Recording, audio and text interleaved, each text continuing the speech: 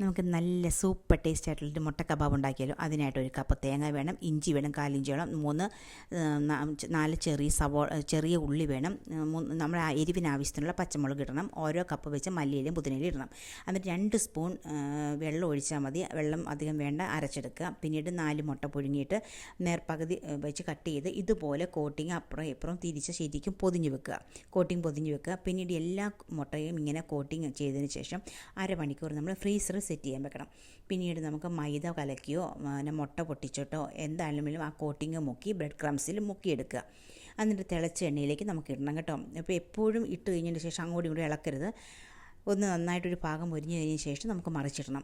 ഞങ്ങളുടെ വീഡിയോ കാണുന്നവർ ഞങ്ങളെ ഇന്ന് സബ്സ്ക്രൈബ് ചെയ്യണം, ലൈക്ക് ചെയ്യണം, ഷെയർ ചെയ്യണം കേട്ടോ. നല്ല ടേസ്റ്റാണ്, എല്ലാവരും മസ്റ്റായിട്ട് ഇതൊന്ന് ട്രൈ ചെയ്ത് നോക്കുക കേട്ടോ. അപ്പോൾ നമുക്കിതെല്ലാം ഒന്ന് കോരിയെടുക്കാം. എന്നിട്ട് നമുക്കത് മുറിച്ച് നോക്കി കഴിയുമ്പോൾ ആ പുതിനയിലയുടെയും മല്ലിയിലയുടെയും നല്ല ടേസ്റ്റാണ്. അപ്പം എല്ലാവരും ഒരിക്കൽ കൂടി ഞങ്ങളെ ഒന്ന് സബ്സ്ക്രൈബ് ചെയ്യുക, ലൈക്ക് ചെയ്യുക, ഷെയർ ചെയ്യുക. താങ്ക്